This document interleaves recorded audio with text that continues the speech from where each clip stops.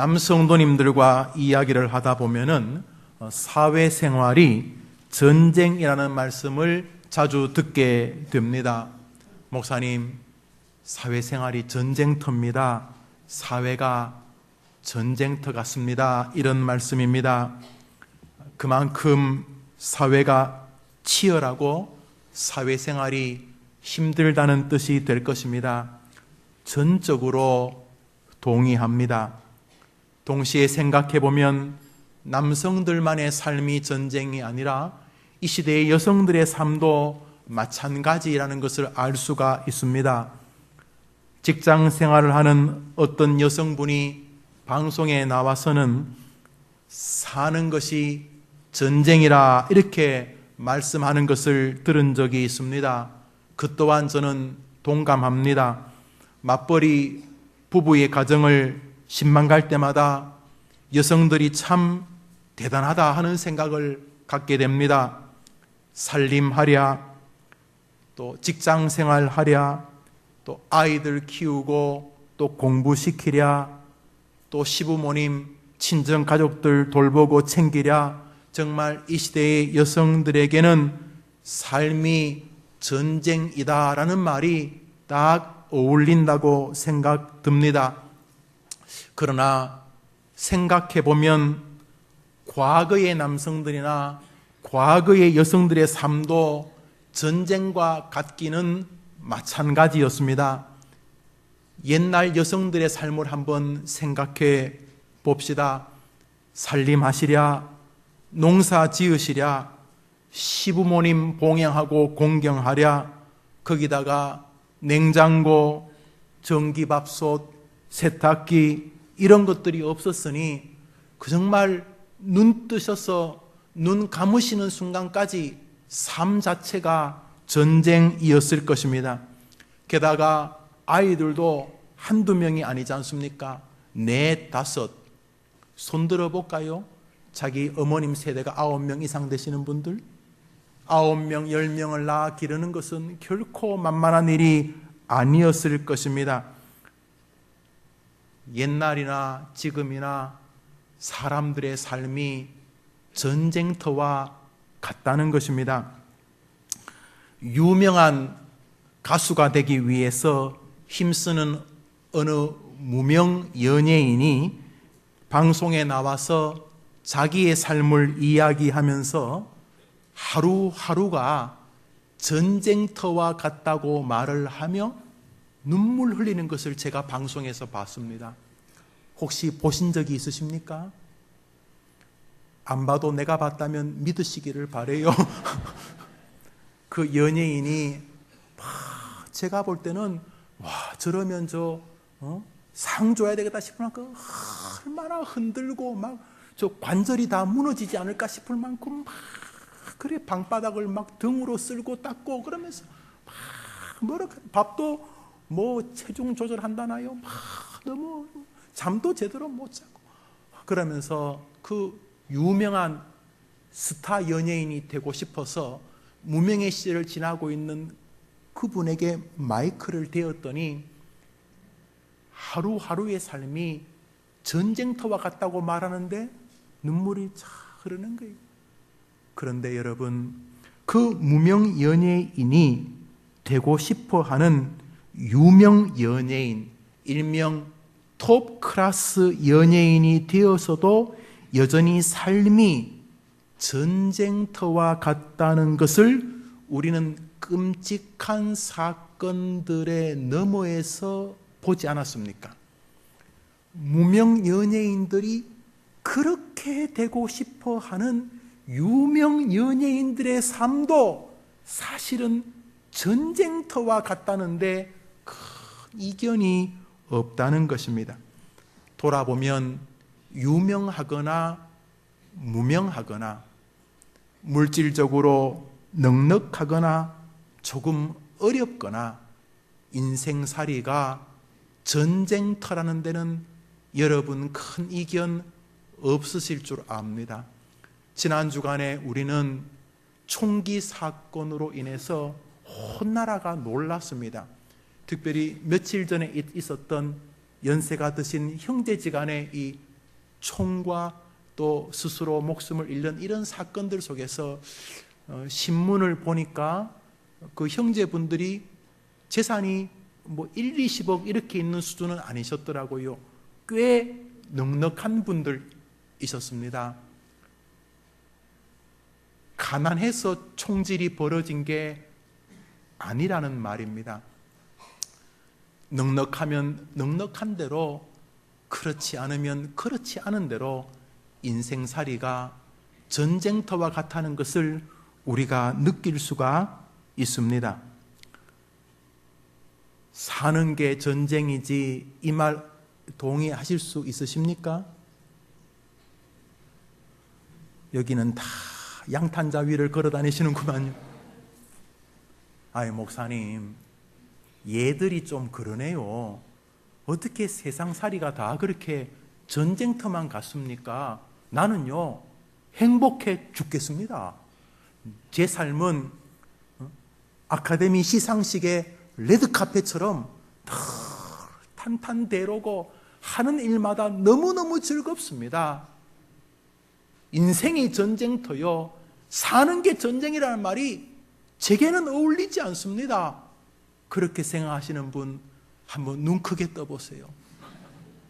예, 인생에 즐거움이 없는 것은 아니지만은 인생이 전쟁터와 같다는 데는 건강하시든 건강치 않으시든 연세가 많이 드셔서 인생을 굽이도 살아보고 직선으로도 걸어보신 분이든 이제 하고 싶은 일을 향해 달려가는 젊은 청년이든 크게 이견이 없을 줄 압니다. 성경은 인생을 어떻게 보고 있는가? 성경도 사는 게 전쟁입니다, 이렇게 말하고 있는가? 성경에서 사랑을 가장 많이 이야기한 사람 중에 한 분이 예수님의 제자 요한입니다. 사랑하는 자들아, 하나님이 이같이 우리를 사랑하셨은즉 우리도 서로 사랑하는 것이 마땅하니라. 요한의 말입니다. 우리는 서로 사랑할지니 이는 너희가 처음부터 들은 소식이요. 예수님이 참 많은 말씀을 하셨는데 이 요한은 사랑의 메시지를 제일 먼저 받아들여서 예수님의 말씀의 시작과 끝은 사랑이야, 이렇게 정의하는 사랑의 사람입니다. 부녀들이여, 내가 이제 너에게 구하노니 서로 사랑하자. 이는 새 계명같이 내게 쓰는 것이 아니요 처음부터 우리가 가진 것이라. 사랑에 빠진 사람이 사도 요한입니다. 어느 때나 하나님을 본 사람이 없으되 만일 우리가 서로 사랑하면 하나님이 우리 안에 거하시고. 요한의 말입니다. 이 모든 것이 요한의 고백이라는 말씀입니다. 그래서 사람들은 그를 사랑의 사도 혹은 사랑의 제자라고 불렀습니다. 이 요한이 사랑의 사람이라는 것은 예수님도 인정하셨습니다. 예수님이 십자가에 달려 서서 운명하시기 전에 자신의 육신의 어머니 마리아를 그 많은 제자들 가운데 요한에게 부탁을 하신 것입니다. 요한아, 이제 내가 십자가에서 죽고 사흘 만에 부활하고 하늘에 올라가게 될 것이다. 이제 나는 더 이상 이 땅에 있지 아니하니 너가 나 대신에 나의 육신의 어머니 마리아의 아들이 되어서 어머니를 잘 보살펴주면 좋겠노라, 이렇게 부탁을 하셨습니다. 그래서 예수님의 제자들 가운데 이 요한이 가장 오래까지 살아 있습니다. 반모섬에 가서 이렇게 서신들을 기록하고 요한계시록을 기록합니다. 학자들은 이 사도 요한이 제 아들 가운데 가장 오래까지 생존한 이유를 여러 가지 이유 속에서 마리아를 섬기기 위한 것에서도 찾습니다. 다시 말해서 예수님의 육신의 어머니 마리아가 자연사 하실 때까지 이 요한은 아들이 되어서 그 어머니를 봉양하고 돌보았다는 것입니다. 예수님조차 요한은 중요하고 애틋한 일들을 맡길 만한 사랑의 사람으로 인정되어진 인물입니다. 안과 밖이 사랑으로 가득하니까 이 요한은 세상을 전쟁터같이 보지 않고 세상은 아름다운 곳이야. 눈을 감았다가 탁 떠봐. 얼마나 세상이 아름다운지. 우리 옆 사람 한번 보시겠어요? 옆 사람 한번 보세요. 제가 대학 다닐 때 제 그 대학생 리더 하던 누나가 늘 시킨 것인데, 자, 옆 사람 보시고 눈을 잠시 감아 보세요. 자, 하나, 둘, 셋 하면 또요. 하나, 둘, 셋. 한번 와 해보세요. 와! 맨 그 사람이죠. 그런데 대학 다닐 때 그 성경 공부 리더 하신 그 누나가 눈을 감아봐. 그리고 눈을 떠봐. 얼마나 세상이 아름다워. 좀 속으로 뭐가 아름다워. 그렇죠. 세상이요. 요한은 아름답게 볼 것 같지 않아요? 이렇게 말만 하면 사랑이 가득하니까. 예수님도 진짜 너 사랑의 사람이라고 인정했으니까. 아니올시다. 4절은 전쟁 용어로 가득합니다. 우리 4절 한번 같이 읽읍시다. 요한일서 4장 4절 시작. 자녀들아, 너희는 하나님께 속하였고 또 그들을 이기었나니 이는 너희 안에 계시니가 세상에 있는 자보다 크심이다. 한번 따라합시다. 이기었나니 지지 말자. 따라합시다. 이기었나니 지지 말자. 이런 말입니다. 이긴다는 말, 크다는 말 다 전쟁 용어들입니다. 요한 사랑의 사도도 세상을 어떻게 보았냐면 이기든 지든 해야 될 전쟁터로 보았다는 것입니다. 이제 1절부터 3절을 읽습니다.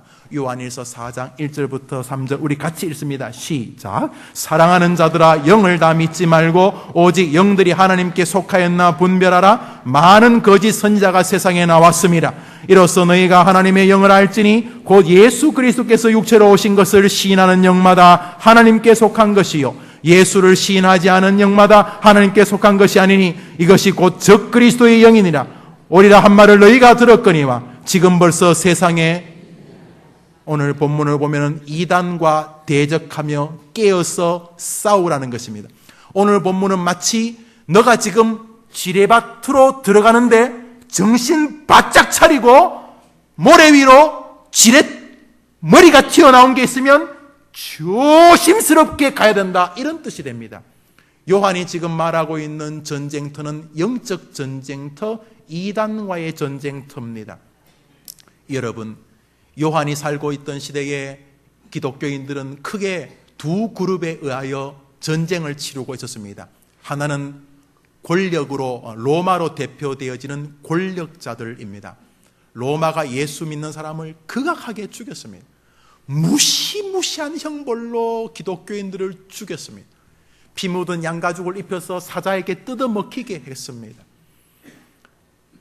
썰물, 밀물차에 사람을 갯벌에 박아두고 물이 오면 빠져 죽고 익사하게 만들었습니다. 사람을 땅에 묻고 머리에다가 나무 못을 박아서 거기다가 불을 붙였어. 사람의 기름이 다 타오를 때까지 로마를 밝히는 등불로 기독교인들을 썼습니다. 예수 믿는 것 자체가 투쟁이었고 전쟁이었습니다. 이 시대에, 이 요한이 살고 있던 시대에 기독교인들은 로마와 마음과 정신으로 끊임없이 전쟁하고 살아야만 했습니다. 또 하나가 이단의 세력들입니다. 이단들은 교회 안에 들어와서 기독교인들과 영적인 전쟁을 벌였습니다. 2000년 전의 이야기입니다. 그러면 이제는 아닌가?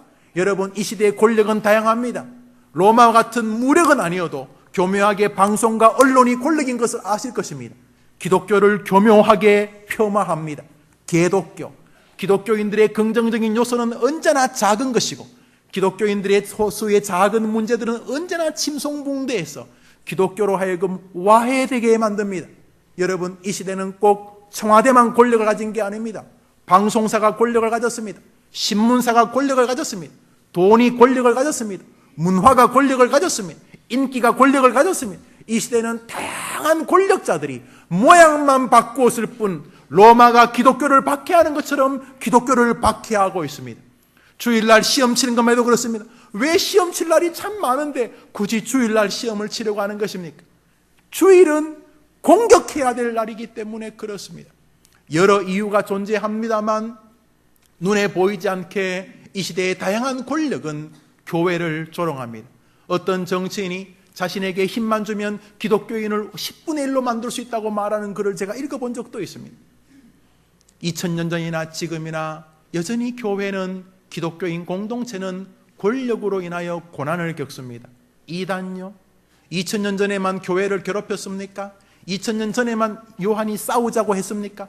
여러분 보십시오. 지금도 얼마나 많은 이단들로 인하여 교회와 가정이 쑥대밭이 됩니까? 우리 노예 산하에도 이단들로 인하여 교회가 휘청휘청하는 교회가 적지 않습니다. 얼마나 많은 이단들로 인하여 우리 청소년들이 빠집니까? 대학교 안에 건전한 이 기독교 선교단체 파라처치들은 많이 쇠락해져 가고, 대학교 안에 막 물량 공세를 퍼붓는 이단 서클들은 얼마나 힘이 큰지 모릅니다. 예전이나 지금이나 성도에게 세상은 전쟁터인 것입니다.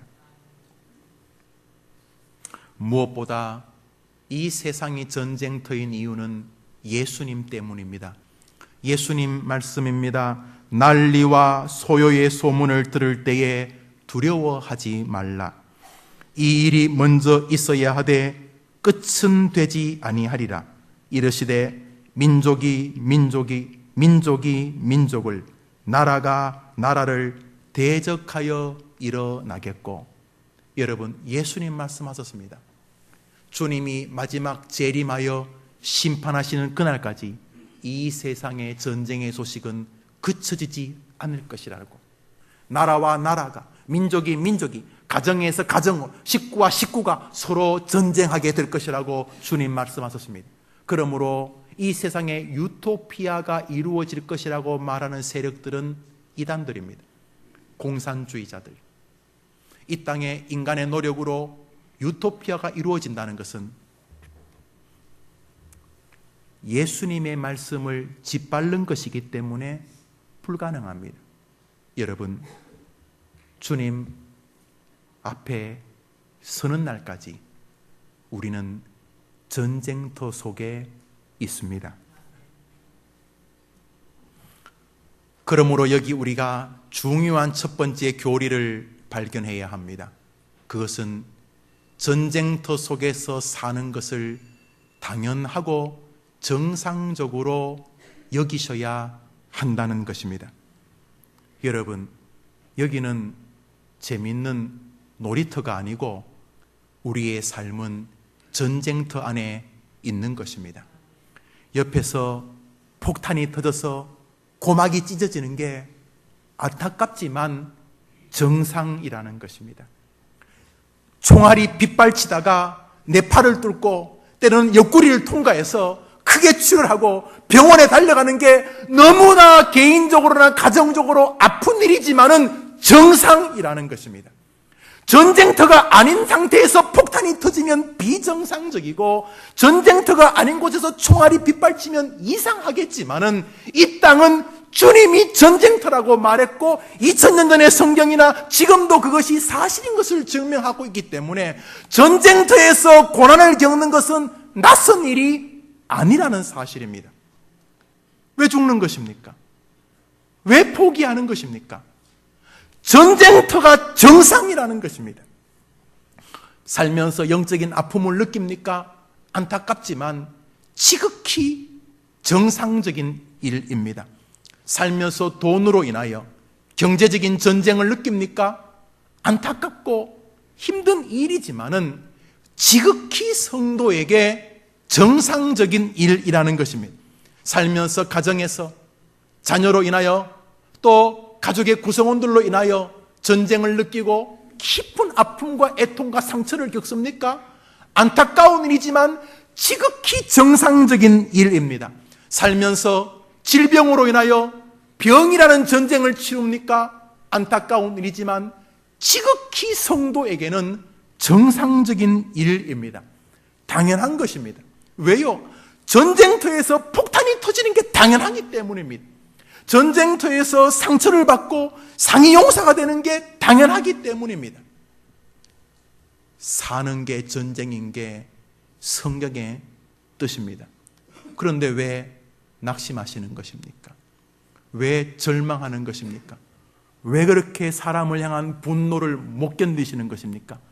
정상이라니까요. 전쟁터에서 고통을 당하는 이 현실이 정상이라는 것입니다. 여러분, 여성들이 모여가지고 우리 오늘 어디 갔다 오면서 목욕하자. 우리 교회 교인들은 진짜 목욕하는 거 좋아해요. 이렇게 어른들 모시고 어디 이렇게 산에 가서 그 냉이나 고사리 뜯어오다가 어떡할까요? 목사님 목욕 가요. 그래요. 권사님들, 집사님들, 여집사님들이. 그래서 제가 그래요. 저도 예수를 믿은 지 수십 년 되니까 오늘은 저도 한번 같이 여탕에 들어갈게요. 이러면 뭐 제가 정신 나간 거죠. 같이 가는 장로님이 내가 그래도 교회 60년째 예수 믿은 장로니까 권사님 오늘은 제가 여탕에 같이 가겠습니다. 말이 안 되는 거죠. 반대로 여성들이 또 우리 나이 많은 권사님이 아이고 장로님 오늘 뭐 날도 좋고 하니까 오늘은 제가 남탕에 가서 때도 밀어드리고 그럴게요. 여러분 이것도 권사님 뭐 좀 죄송하지만 좀 이상한 거죠. 이건 비정상이에요. 그러나 여성들이 여자 목욕탕하는 건 지극히 정상이고 남성들이 남성 목욕탕하는 게 지극히 정상인 것처럼 성도들이 이 땅에 서면 전쟁의 고통과 아픔을 겪는 것은 안타까운 일이기는 하지만은 전혀 비정상적이지 않다는 것입니다. 그러므로 인생을 사는 동안 고난을 겪을 때 너무 호들갑을 떠시면 안 되는 거예요. 왜 죽는 것입니까? 왜 다 놓아버리는 것입니까? 왜 절망하는 것입니까? 사랑하는 여러분, 오늘 성경은 우리에게 세상이 전쟁터란 사실을 기억하라고 말씀하고 있는 것입니다. 옆에서 때로는 고난을 겪고 그래서 아픔에 때로는 내가 주인공이 될 수 있습니다. 힘들지요. 너무 괴롭지요. 그래서 슬핏 하나님이 안 계신 것 같은 느낌도 들고 내가 교회를 헛다녔나 싶은 생각도 들고 신존재에 대한 불신까지도 막 꿈틀꿈틀 움직이지요. 여러분, 고난당하는 것이 이상한 것이 아니라고 우리 주님이 말씀하시는데 여러분이 왜 거역하시는 것입니까? 이제 한번 따라합시다. 정말 사는 게 전쟁이네요 하면 안타깝지만 크게 아멘 하시기 바랍니다. 여러분, 그러므로 정상적인 상황 때문에 절망하시는 것은 안 되는 것입니다. 이것이 오늘 우리에게 첫 번째로 기억시키는 주제입니다. 그러나 이렇게만 끝나기에는 무언가 좀 아쉬움이 남습니다. 아이고야, 그러면 빨리 끝나고 싶으네요 싶을 만큼요. 그러나 잠시 생각해 보게 됩니다. 전쟁이 하나님이 정상이라고 허락하신 것이라면 왜 하나님이 불신자들이 아닌 예수 그리스도를 죽이시기까지 사랑하는 우리 하나님의 자녀들인 성도들에게까지 전쟁과 이 고난을 허락하시는가 하는 것입니다. 먼저 인생의 전쟁, 인생의 고난은 인간으로부터 출발된 것입니다. 아담과 하와의 범죄로 인하여 인류의 죄가 들어오고 인생은 전쟁터 속에서 살게 되었습니다. 끔찍한 일입니다. 그렇지만 하나님이 우리를 사랑하셔서 예수 그리스도를 보내시고 십자가에서 우리의 죄를 대속하여 주심으로 우리를 영원한 천국, 종말론적인 하나님의 거룩한 백성의 구원자로 만들어 주셨습니다. 할렐루야. 그러면 끝났어야 되는 거 아닙니까? 비록 그때 죄를 지었지만 두 번째 아담 예수님을 통하여 우리를 구원하셨으면 이제 이 세상에서 더 이상 고난이 없이 살게 해야 되는 것 아닙니까? 아니, 바람이 부는 풍랑이는 바다를 향해서 어이! 그러면 잠잠해 주시는 주님께서, 태풍을 보고 어이! 그러면 잠잠해지는 주님께서 이 땅을 다시 평화의 세계로 만들 수 있는 것 아닙니까? 아니, 예수님까지 죽이시면서 우리를 구원하여 종말론적인 하나님의 거룩한 천국의 일원이 되게 만드신 주님이 왜 이 짧은 인생 광야길은 고난으로 만드시는 것입니까? 이런 고민 안 해보셨습니까? 하나님이 이상한 분이십니까? 남이 아픈 거를 보고 막 즐거워하고 쾌감을 느끼고 남이 막 힘들어하는 것을 보고 막 짜릿짜릿한 스릴을 느끼는 그런 좀 이상한 분이십니까? 하나님은 사랑이신데 사랑이 많으신 하나님이 왜 예수를 믿는 우리들까지 이 세상을 전쟁터로 만드셔서 세상살에서 희노애락 생로 병사의 길을 다 겪게 하시는, 즐거움만 주시면 안 됩니까? 왜 예수님까지 죽이신 주님이 우리를 영원한 천국으로 인도하시고 그 천국에서 좋은 것을 다 준비하신 주님이 이 땅을 사는 7, 80년은 왜 전쟁터로 이어지게 만드시는 것입니까? 하는 의문 말입니다. 우리는 여기도 또 하나의 교리를 생각하게 됩니다. 왜냐하면 예수님이 우리를 일부러 괴롭히실 수 없기 때문입니다. 한번 더 합시다. 하나님은 사랑이시라. 믿으십니까? 사랑이신 분이 우리가 인생살이에서 아파하는 걸 보고 좋아한다면 이건 쓸 말이 아니지만 아주 변태적이지 않습니까? 우리 감히 하나님을 그렇게 생각할 수 있습니까? 사랑이 많으신 하나님이 예수님까지 죽이신 우리를, 건지신 우리를 영원한 천국으로 인도하신다고 하시는 그분이 왜 우리 남은 생은 전쟁터로 내버려 두시는 것입니까? 그렇다면 따라합시다. 인생의 고난에는 하나님의 뜻이 있다. 한번 아멘 하시기 바랍니다. 이제 중요한 단어를 한번 따라하겠습니다. 내가 겪는 전쟁에는 하나님의 뜻이 있습니다. 이제 여러분들만 합니다. 시작. 왜 내가 암이라는 전쟁을 치르고 있는지 나도 모르고 여러분도 다 모릅니다. 식생활에 불편하면 일상생활에 불안전함이나 또는 좋지 못한 음식을 많이 드셨거나 여러 가지 이유가 있겠지만 그것만으로 설명 안 됩니다. 나보다 더 고기 좋아하는 사람 아직도 건강한데요. 나보다 담배를 훨씬 더 많이 피우는데 아직도 건강한데요.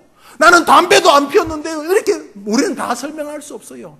그러나 내가 겪는 전쟁에는 하나님의 뜻이 있는 줄 우리는 믿습니다. 해림교회 성도님들, 너무 빨리 좌절하시면 안 되는 것입니다. 너무 빨리 낙심하시면 안 되는 것입니다. 도대체 무슨 근거로 그러시는 것입니까? 어떤 정당성으로 벌써 좌절하신 것입니까? 누가 허락하신 것입니까? 어디에서 찾아서 만든 결론이십니까? 사랑하는 여러분, 하나님은 우리를 사랑하셔서 예수님까지 죽이신 분이십니다. 그렇다면 우리에게 오는 고난은 하나님의 뜻이 있을 수밖에 없는 것입니다. 먼저 우리는 인생의 전쟁과 고난터에서 진정한 인생의 동력자를 만날 기회를 잡을 수 있습니다. 여러분, 진짜 친구는 고난 속에서 발견된다는 말을 불신자들도 하지 않습니까? 다윗이 고난 속에서 멋진 친구 요나단을 만난 것을 아실 것입니다. 다윗이 전쟁의 극악한 상황 속에서 물 한 잔 먹을 수 없는 상황 속에서 다윗을 위하여 다윗의 고향에 가서 우물을 떠오는 진정한 동력자 3인의 용감한 장군을 만날 수 있었던 것은 고난 때문이었습니다. 바울의 인생살이에서 베베와 같은 멋진 동력자를, 브루스길라 아골라 같은 멋진 동력자를 만나게 된 계기는 바울의 고난과 상관이 있었던 것입니다. 여러분, 고난은 인생살이에서 가족들이 더욱 단단해질 수 있는 기회가 되기도 하고, 고난은 멋진 친구와 동력자를 만나는 기회가 되기도 하고, 고난은 목사와 성도들이 깊이 사랑할 수 있는 기회가 되기도 합니다. 할렐루야. 그러나 어떤 사람은 고난 때문에 가족이 무너지고, 어떤 사람은 고난 때문에 친구가 원수가 되고, 어떤 사람은 고난 때문에 교회에서 성도와 목사가 전쟁을 벌이기도 합니다. 죄송하지만 2류, 3류, 4류 인생이 되는 것입니다. 그러나 어떤 성도에게는 고난을 통하여 인생의 멋진 동행자, 동력자, 동반자, 동력자, 친구를 만나는 기회가 된다는 측면에서 하나님이 주신 성도의 고난은 뜻이 있는 줄 믿습니다. 또 하나, 성도에게 임하는 전쟁과 고난은 그냥 무의미한, 무가치한 돌덩어리 같은 인생을 정금처럼 하나님께 쓰임받는 인물로 만드는 기회가 될 수 있습니다. 정말 돌덩어리입니다. 그냥 소똥이 묻어있고 사람들이 발로 차고 어느 담벼락에 둘러있고 그냥 바람이 불면 이리저리 굴러다니는 그냥 아무도 관심 가지 않는 돌덩어리입니다. 그렇지만 고난의 용광로에 들어갔다 나왔다가 돌멩이를 맞았다가 망치에 맞았다가 또 불에 들어갔다가 나왔다 하는 순간 그 별 볼 일 없는 돌덩어리 같은 내가 정금이 되는 역사가 고난과 전쟁 속에서 만들어질 수 있기 때문인 것입니다. 한번 믿으면 아멘 해보세요. 여러분, 싫든 좋든 고난 속에는 하나님의 뜻이 있는 것입니다. 특별히 여러분도 귀하지만 여러분의 자녀들이 모쪼록 우리 해림교회 초등학교, 중학교, 고등학교 청년들이 자신에게 당하는 고난이 재수 없어서 부모를 잘못 만나서가 생긴 게 아니고 하나님이 나를 향한 계획이 있다는 것으로 발견할 수 있게 되는 교회의 주일학교가 되기를 축원합니다. 축원합니다. 우리 조국의 주일학교를 살려야 되는 것입니다. 장학금도 줘야 되지만 더 중요한 건 아이들이 말씀을 듣고 자기를 향한 하나님의 뜻을 발견해내도록 만들어줘야 되는 것입니다. 지금은 허접한 돌덩어리지만 하나님이 뜻이 계셔서 나를 집어넣고 흔들고 깨고 하면 정금같이 나올 수 있는 인생이라고 하나님을 향하여 소망을 갖도록 만들어 주어야 하는 것입니다. 저는 그런 교회가 되게 할 것이고 되게 하실 줄 믿습니다. 우리 새성전은 우리 학생들에게 꿈의 궁전처럼 세워질 것입니다. 설계자들에게 제가 한 가지만 말했습니다. 우리 교회 어린 학생들이 우리를 위한 교회라고 느끼게 해달라고 설계해달라 그랬습니다. 그게 뭡니까? 묻길래 내가 알면 내가 했지, 자네들이 하라고 그랬습니다. 여러분, 기도해 주시기를 바랍니다. 물론 예배당이 중요한 건 아닙니다. 우리들의 마음이 중요합니다. 아이들 만날 때마다 네가 주일날 퍼질러 자지 않고 텔레비전 보지 않고 네가 교회 나온 거 너무너무 참 고맙다. 부모들이 그리고 어른들이 그 아이들, 청년들을 사랑하는 것을 아이들이 느끼는 교회 안에 영적인 인프라가 훨씬 더 중요합니다만 이런 하드웨어도 사실은 무시할 수 없습니다. 청년들이 저를 만날 때마다 목사님, 우리도 카페 하나 만들어주세요. 내 머리 위에 지어주고 싶어요. 기다려라. 미사 강변지구에 가면은 내가 그 지역에서는 최고의 내가 너희들에게 만들어 줄 거다. 근데 설계자들에게 내가 그걸 말했어요. 그리고 그 카페도 카페라고 아이들이 공간이죠. 아이들도 어른들도 그렇고 우리 교회는 어디 쉴 곳도 없는데 그렇게 좀 하자고 해서 아마 우리 설계자들이 많이 노력할 거예요. 여러분 기도해 주시면 좋은 거 만들어질 줄 압니다. 여튼간에 중요한 것은 고난은 돌덩어리 같은 그런 인생을 정금같이 만드는 하나님의 기회가 된다는 사실 여러분이 잊지 않으시기를 바랍니다. 형제들아, 너희가 여러 가지 시험을 당하거든 온전히 기쁘게 여기라. 이는 너희 믿음의 시련이 인내를 만들어내는 줄 너희가 알미라. 인내를 온전히 이루라. 이는 너희로 온전하여 구비하여 조금도 부족함이 없게 하려 함이니라. 할렐루야. 너희 믿음의 확실함은 불로 연단하여도 없어질 금보다 더 귀하여 예수 그리스도께서 나타나실 때 칭찬과 영광과 존귀를 얻게 할 것이니라. 할렐루야. 그러므로 전쟁은, 인생에 다가오는 고난은 인생들을 하나님께서 귀하게 쓰는 놀라운, 자기 생각은 에는 꿈에도 없었던 네 원하는 게 뭐냐? 저는요 목사님 평범하게 사는 거예요. 그 말이 무슨 말인지 알아요? 큰 돈 벌고 텔레비전 나오고 그렇지 않고 그냥 소시민적으로 남에게 꿇어 가지도 않고 또 남에게 남이 나한테 꿇어 올 형편도 아닌 그저 그냥 말 그대로 그냥 평범하게라는 말씀은 그냥 행복하게 살고 싶다는 거죠. 그것 플러스 하나님의 놀라운, 여러분이 생각도 못했던 행복에 충만한 은혜로 쓰시기 위하여 여러분들을 때로 전쟁의 도가니로, 고난의 용광로로 이끌 수 있다는 것을 인정하시는 우리 해림의 성도님들 되기를 바랍니다. 또 하나, 고난은 성도들로 하여금 껍데기가 사라지고 신앙의 알맹이, 믿음의 속살이신 하나님과의 친밀한 교제를 갖게 할 수 있는 기회를 줄 수 있습니다. 그냥 예수 믿냐? 믿어요. 어떻게 믿냐? 우리 아버님 목사예요. 아빠가 목사예요. 예수 믿냐? 우리 아버지 장로님이. 예수 믿냐? 우리 엄마 권사님. 너가 예수 믿냐고, 너가. 저 교회 늘 다녔는데요. 교회 빠진 적 없어요. 내가 초등학교, 중학교, 고등학교 개근상. 너가 예수 믿냐고. 3대째 예수 믿는다. 그런 소리 하지 말고.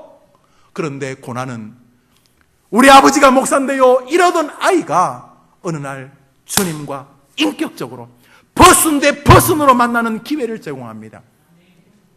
다윗이 어느 날 원수들이 쫓아오는데 밤에 계곡에서 뛰었습니다. 그런데 계곡에서 뛰어서 땅에 딱 딛었는데 푹 꺼지는 거예요. 앞불사 늪이었습니다. 이미 떨어질 때 가슴까지 그냥 빠졌어요. 나오려고 땅을 덕 짚으니까 손도 쑥 들어가 버렸어요. 손을 겨우겨우 뺐는데 이미 턱까지 늪에 빠졌습니다. 이거는 뭐 방법이 없습니다. 이 캄캄한 밤에 소리 질러서 올 사람도 없고 와도 적군이고 목을 벨 것이고 이 계곡에 이 늪에 빠진 걸 아무도 모릅니다. 외통수입니다. 다윗이 진짜 고난에 빠진 것입니다. 창 쓰고 칼 쓰고 물맷돌 던지는 건 자신 있습니다. 늪에 빠졌는데 무슨 칼을 씁니까? 말 탐내 자신 있습니다. 늪에 빠졌는데 무슨 말을 탑니까? 전쟁에 지략에 자신 있습니다. 바람이 불 때는 어떻게 싸우고 비가 올 때는 어떻게 싸우고 적군이 산 중턱에 있을 때는 어떻게 싸우고 적군이 말이 있을 때는 어떻게 싸우고 전쟁에 지략에 우수합니다. 늪에 빠졌는데 지략이 무슨 소용이 있습니까? 늪에 빠집니다. 턱까지 찹니다. 입술까지 찹니다. 코로 오래된 흙이 물에 젖은 냄새가 싹 들려옵니다. 죽음의 냄새입니다. 코 잠기면 죽는 것입니다. 코 잠기면 죽습니다. 이때 다윗이 뭐 할 수 있습니까? 이때 다윗이 뭐 할 수 있습니까? 성경에 써놓았습니다. 내가 여호와를 기다리고 기다렸더니 귀를 기울이사 나의 부르짖음을 들으셨도다. 나를 기가 막힐 웅덩이와 수렁에서 끌어올리시고 내 발을 반석 위에 두사 내 걸음을 견고하게 하셨도다. 할렐루야. 뭐 했다고요? 내가 여호와께 부르짖었더니 하나님이 나를 수렁에서 건지셔서 든든한 반석 위에 세우셨도다. 그는 늪에 빠졌습니다. 인생의 죽음이란 전쟁과 대면한 것입니다. 아무도 도울 자가 없습니다. PhD 학위, 학벌, 유학, 목사 아무짝에도 쓸모가 없게 되었습니다. 도울이 아무도 없는 것입니다. 그때 한 분만 도울 수 있습니다. 고난은 성도들이 신앙의 껍데기를 벗기고 신앙의 속살을 맛보게 하는 기회가 될 수 있는 줄 믿습니다.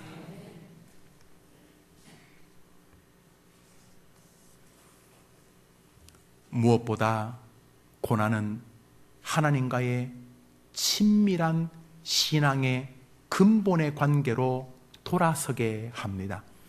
오늘 성경에 보면은 아주 중요한 교리가 하나 있는데요. 한번 따라합시다. 내가 하나님 안에 있는가? 하나님이 내 안에 계신가? 고난은 이 물음을 묻고 거기에 답하게 만드는 놀라운 은혜가 있습니다. 여러분 4절을 읽으시면 지금 제가 했던 말이 들어져 있습니다. 우리가 4절 읽는데요. 여러분 이 4절을 제가 우리 해림교회 있는 동안 또 설교하지는 않지 않겠습니까? 이제 4절을 외우듯이 읽어봅시다. 4절 읽습니다. 시작. 자녀들아 너희는 하나님께 속하였고 또 그들을 이겼나니 이는 너희 안에 계시니가. 한번 따라합시다. 너희는 하나님께 속하였고 너희 안에는 하나님이 계신다. 믿으면 아멘 해보십시오. 저를 보시죠. 설교가 종착역을 향해 가고 있습니다. 기도하면서 설교 짧게 하게 해달라는 것도 기도했습니다.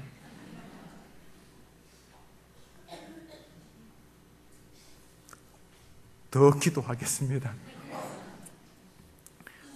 또 한번 보시죠, 여러분. 우리 교인들 가운데 몇백 명은 오늘이 끝입니다. 주일날 더 이상 주중에 교회 안 나옵니다. 그래서 어떤 분은 오늘 설교가 이번 주간에 유일한 양식일 수 있습니다. 그러니까 이 시간이 여러분에게도 제게도 너무나 소중한 것입니다.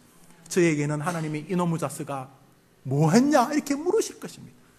그리고 여러분들도 하나님에게 답변하셔야 되니 조금 설교가 이제 마무리되는 거 한번 주목하셔 주시면 좋겠습니다.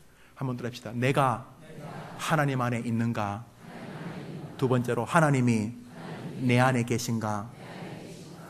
고난은 이 물음에 답변하게 만든다는 것입니다. 우리는 고난을 겪을 때 비로소 내가 하나님 안에 있는 거 맞나? 내가 하나님께 속해 있나? 내가 하나님 품에 있는가를 돌아보게 됩니다. 고난 때문에 그래서 더 하나님 품으로 기어들어가게, 주여 나를 도우소서 하면서 더 메어 달리게 된다는 측면에서 고난은 유익이 되는 것입니다. 고난을 통해서 우리는 내 안에 주님이 계신지를 돌아보게 됩니다. 고난을 통해서 내 안에 주님이 계신가? 내가 지금 평소에 쓰는 말투에 주님이 계신가? 내 눈빛, 내 생각의 전개 방향에 주님이 계신가? 이렇게 고난은 우리에게 온전한 신앙의 근원을 돌아보게 한다는 측면에서 유익이 되는 것입니다. 그래서 성경은 말합니다. 한번 따라합시다. 고난당한 것이 내게 유익이라. 시편 119편의 기자처럼 여러분도 이렇게 고백하게 되기를 축원합니다. 아니, 고백하셔야만 하는 것입니다. 이렇게 인생의 전쟁은, 인생의 고난은 분명히 성도에게 유익과 은총이 될 수 있습니다. 오늘은 3.1절입니다. 그러면 나라의 전쟁과 나라에 닥치는 고난은 어떠한 의미가 있는가? 여러분, 놀랍게도 성도에게 다가오는 전쟁과 고난이 복된 과정을 거치기만 하면 축복이 될 수 있는 것처럼, 나라에 닥쳐오는 전쟁과 고난도 그 나라의 위정자를 비롯한 국민들이 그 고난과 전쟁의 의미를 분명히 이해만 하면 전쟁과 고난은 그 나라의 축복이 된다는 사실을 믿으시기를 바랍니다. 독일과 일본은 전쟁을 일으키고 세계전쟁을 일으키고 만신창이가 되었습니다. 일본은 원자 폭탄까지 맞은 유일한 나라가 되었고, 독일은 천문학적인 돈을 배상해야만 했습니다. 그래서 독일과 일본이 역사에서 가장 가난한 나라가 되었습니까? 그렇습니까? 아닙니다. 제가 독일과 일본을 칭찬하려고 하는 게 아니고, 전쟁과 고난은 비록 그들이 잘못해서 일으킨 전쟁이었지만은 그 나라 국민들이 그 나라의 지도자와 함께 전쟁의 고난을 어떻게 해석해 내느냐에 따라서 그 나라의 흥망성쇠를 가를 수 있습니다. 이것은 하나님의 보편 은혜이고 부스레기 은혜인데, 성도에게 주시는 이 메커니즘을 나라에도 주님이 기꺼이 대입시켜 주신 것입니다. 저는 그런 면에서 대한민국은 독일이나 일본보다 훨씬 더 우수한 나라라고 확신을 합니다. 왜냐하면 우리나라는 독일이나 일본은 비교도 할 수 없는 엄청난 외세의 침범을 받았던 나라였습니다. 수백 년, 수천 년 전은 말할 것도 없고, 학자마다 좀 다릅니다만 거의 1000여 번 정도 침략을 당했습니다. 최근 들어 한 세기에 36년간이나 우리 이름 얼마나 좋습니까? 바우, 돌쇠 이런 모습 전부 다 우리 이름 다 바꿔줘. 스메끼리, 박와르바시, 이렇게 이름을 다 바꿔. 우리 국기를 가질 수 없는, 망했습니까? 동족상잔, 20세기에 벌어진 가장 더러운 전쟁 중에 하나인 6.25 전쟁. 우리나라 망했습니까? 제가 볼 때 전쟁을 끝나고 이렇게 빠른 시일 내에 산업화와 민주화를 이룬 나라는 지구상에서 거의 찾아볼 수가 없습니다. 우리나라는 세계 경제 10위권의 대국이 되었고, 그 전쟁 속에서 온 국민들은 배워야 산다고 국민들이 대학 진학률이 세계 1위, 2위 되는 나라를 만들었습니다. 우리 대한민국 좋은 나라입니다. 박수 한번 합시다. 박수 한번 합시다. 우리나라 좋은 나라입니다. 왜냐하면 우리나라는 위정자들보다도 국민들이 훨씬 우수했습니다. 우리 국민들은 전쟁과 고난을 잘 다루어 내었습니다.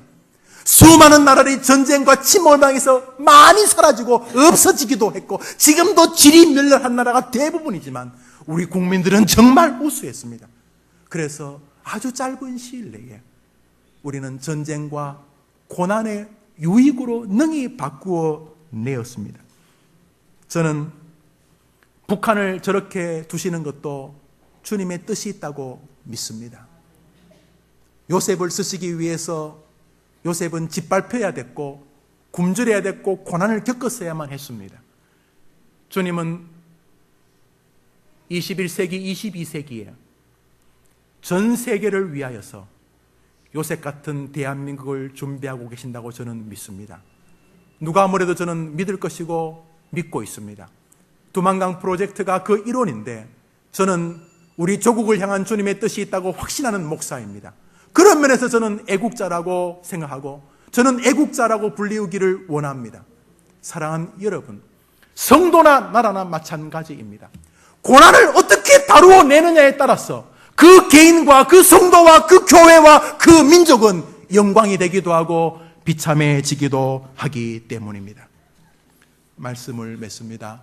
3.1절 이 아름다운 날 96년 전에 우리의 선배들이 우리 조국이 얼마나 귀한 것인가를 증명했는데 우리가 우리 조국을 허물어서는 안 되는 것입니다.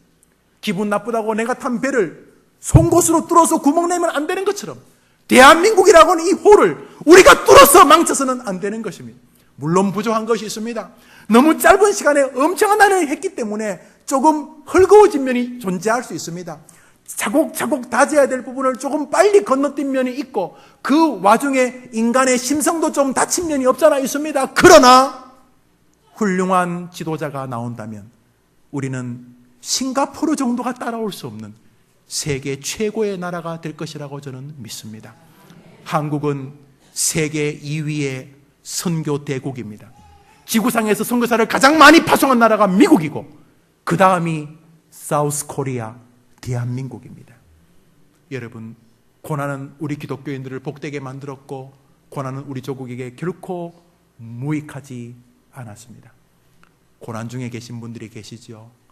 차마 말하기 어려운 가정과 개인과 물질과 인간관계와 상처로 인하여 전쟁 중에 계신 분이 계시죠.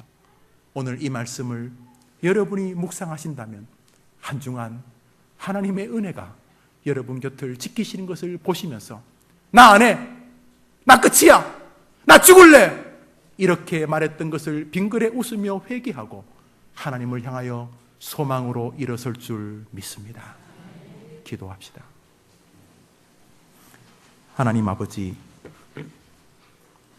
우리 성도들에게 은혜 주셔서 아픔 속에서 포기하지 않게 도와주시고 절망 속에서 일어나게 도와주시옵소서. 예수님의 이름으로 기도합니다. 아멘. 우리 다 같이 일어나서서 주기도송 찬송하십니다.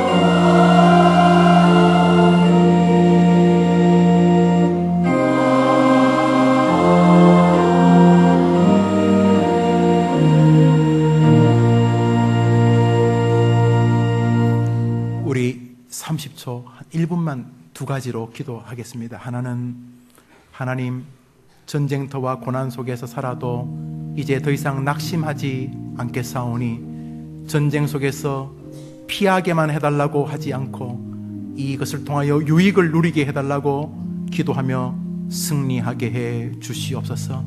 절망과 좌절에서 다시금 일어서게 하시옵소서. 이기게 하시옵소서. 고난의 유익을 내 몫으로 누리게 하시옵소서. 두 번째로 하나님, 해림교회 새 성전 주님의 영광을 위하여 멋지고 아름답게 지어지게 도와주시고 온 교인들이 소수의 부자들에 의해 지어지는 교회가 아니라 어린 아이로부터 노인에 이르기까지 모든 사람이 같은 물질은 아니어도 같은 헌신으로 지어질 수 있도록 해림 새성전을 영광스럽게 지어 주시옵소서. 여러분의 삶과 성전을 위해 잠시 한번 기도하고 원로 목사님 축도해 주심으로 예배를 마칩니다. 우리 다 같이 기도합니다. 하나님 아버지, 우리 성도님들 또 한 주간 세상을 향해 나아갑니다. 저 전쟁터 속에서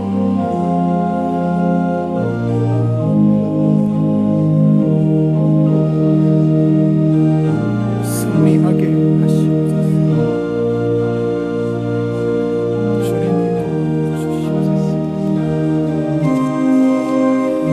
다시 일어서게 하시옵소서. 다시 손과 발에 힘을 얻고 일어서게 해 주시옵소서.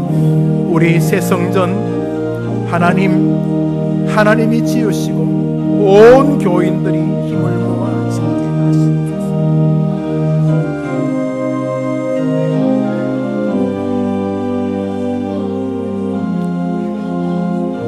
주님,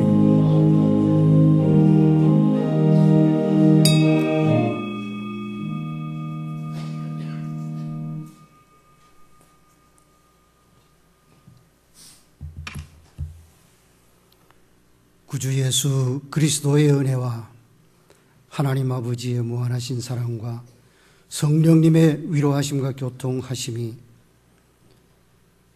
우리 나라에 이어졌던 숱한 시련과 역경을 견뎌내고 지금 우리 생활 주변에서 일어나는 숱한 역경과 시련을 또 이겨내고 승리해 가기를 원하는 모든 성도들 위해, 그리고 하고 계시는 사역들과 가정 위에 이제로부터 영원토록 함께 있을지어다. 아멘.